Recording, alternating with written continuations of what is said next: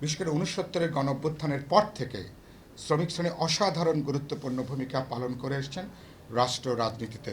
গত দেড় দশকে যত দিন গেছে রাষ্ট্র রাজনীতিতে শ্রমিকের ভূমিকা, রাজনৈতিক দলগুলোর মনোযোগ, অগ্রাধিকার তত বেশি হ্রাস পেয়েছে।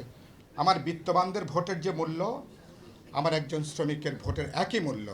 সবচেয়ে বেশি ক্ষতিগ্রস্ত হয়েছে ভোট অধিকার না থাকাতে, গণঅধিকার না থাকাতে শ্রমিক, শ্রমজীবী মানুষ। লক্ষ লক্ষ শ্রমিকরা কাজ হারিয়েছেন গত এই দেড় বছরের মাথায়। যে কাজ দেওয়ার দূরের কথা, বিনিয়োগ তো নাই, কার্যত অভ্যন্তরীণ বিনিয়োগও প্রায় বন্ধ। রাজনৈতিক দলগুলোর ইশতেহারে এটাও কিছুটা এরকম যে তারা থাকেন বাজেটে, তাদের ইশতেহারে থাকবেন বিপ্লবী ওয়ার্কার্স পার্টি সহ আমি নিশ্চয়ই মনে করি গুরুত্বপূর্ণ সকল রাজনৈতিক দল তারা তাদের সুচিন্তিত অনেক প্রস্তাবনা এখানে থাকবে। আর সেটা নিয়ে কোনো প্রশ্ন নেই, তারা থাকবে।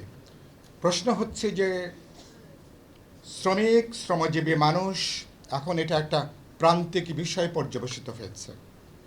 গোটা রাষ্ট্র রাজনীতিতে আজ থেকে ২-২.৫ দশক আগেও শ্রমিক, শ্রমজীবী মানুষ এবং তার দাবি, তার লড়াইয়ের যে তার এজেন্ডাগুলো রাজনৈতিক দলগুলোকে যে গুরুত্ব দিয়ে বিবেচনা করতে হতো, গত ১.৫-২ দশকে সেই গুরুত্ব দিয়ে বিবেচনা করা হয় না। এটা নিয়ে নিশ্চয়ই কেউ অস্বীকার করবার কোনো জায়গাটা নেই। কারণটা কি? কারণটা হচ্ছে ভোটের অধিকার যখন থাকে না, গণতান্ত্রিক অধিকার যখন থাকে না, প্রধানমন্ত্রীর এক ভোট, আমার একজন শ্রমিক ভাইয়ের এক ভোট, তো এই ভোটের যে মর্যাদা যখন এটা থাকে না, শ্রমিকের রাজনীতিতে তার যে গুরুত্বটা, সেই গুরুত্বটা কার্যত থাকে না আর কি। আগে অন্তত পক্ষে 5 বছর পর পর বা ভোটের সময় এলে শ্রমিকের কাছে যাওয়া, কথা বলা, তার সমর্থন, তার বাঁচার দাবি কি ভাই বলে জড়িয়ে ধরা বা মা বলে তারপরে কদমবুচি করা, তো এখন তো গত 1.5-2 দশকে এটার কোনো আর দরকার হয়নি। আসল জায়গাটা হচ্ছে এইখানে।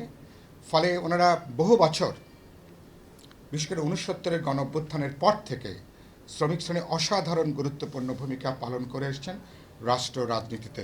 গত দেড় দশকে যত দিন গেছে রাষ্ট্র রাজনীতিতে শ্রমিকের ভূমিকা, রাজনৈতিক দলগুলোর মনোযোগ, অগ্রাধিকার তত বেশি হ্রাস পেয়েছে।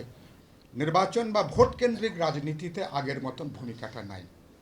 এবং এবার যদি ভোট দেবার যদি সুযোগ যেটা তৈরি হয়েছে, আশা করি 12 ফেব্রুয়ারি হলে, আর যে কারণের জন্য এখন বিভিন্ন রাজনৈতিক দল বা সংগঠনকে তারা যদি জায়গার বিবেচনার মধ্যে নেন যে শ্রমিকরা ভোট দিতে পারবে, আমার বিত্তবানদের ভোটের যে মূল্য, আমার একজন শ্রমিকের ভোটের একই মূল্য, তো এই ভোটটা, এই ভোট না থাকাতে শ্রমজীবী মানুষ আরও অধিকারহীন হয়েছে, শ্রমিক আরও প্রান্তিক জায়গায় গেছে, গরিব থেকে আরও গরিব হয়েছে।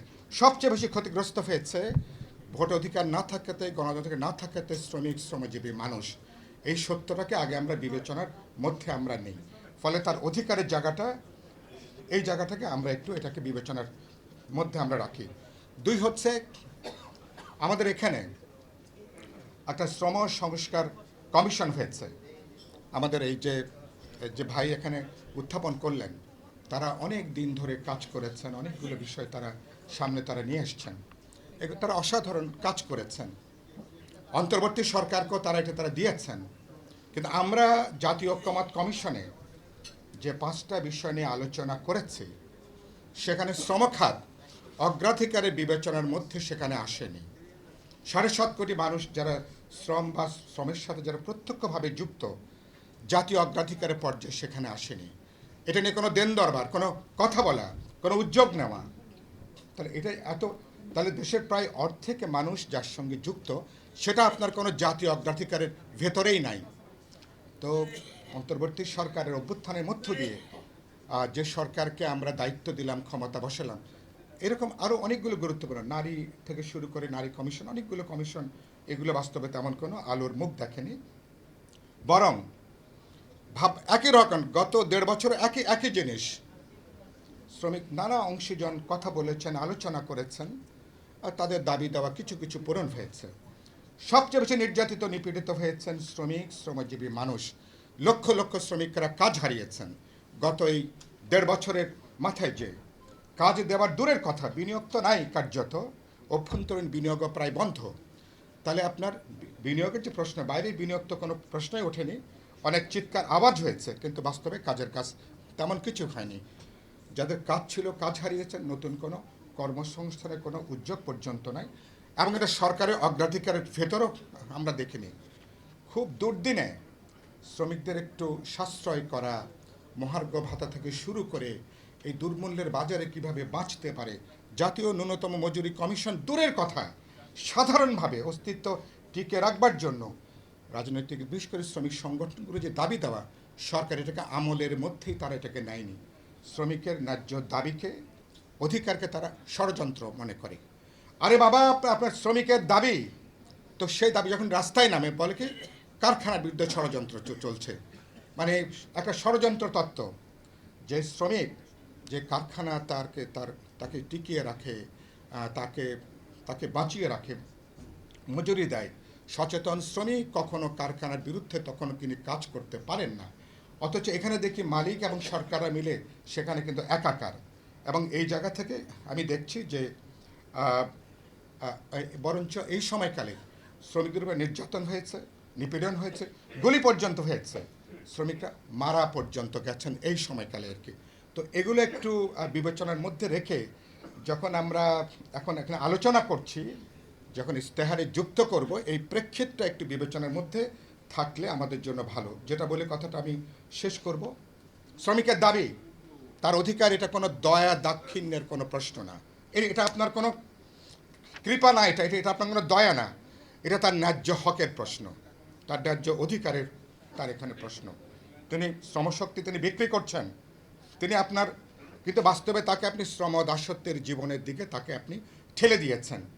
এই যে অমানবিক প্রায় আদিম একটা পর্যায়ের মধ্য দিয়ে আজকে কাজ করছে, এর খোল নলচে পাল্টানো ছাড়া আমরা এই জায়গা থেকে বেরোতে পারবো না। আপনারা ম্যানিফেস্টো উপলক্ষে যে অসাধারণ এটা হাজির করেছেন, আমি আপনাদের উদ্দেশ্যের সাথে পুরোপুরি একমত।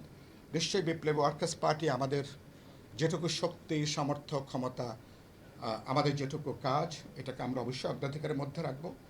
যদি কোনো এক্সেস আমাদের জন্য তৈরি হয়, নিশ্চয়ই সে ব্যাপারে আমরা আন্তরিকভাবে আমরা সে ব্যাপারে কাজ করার জন্য আমরা মতাদর্শিকভাবে কমিটেড।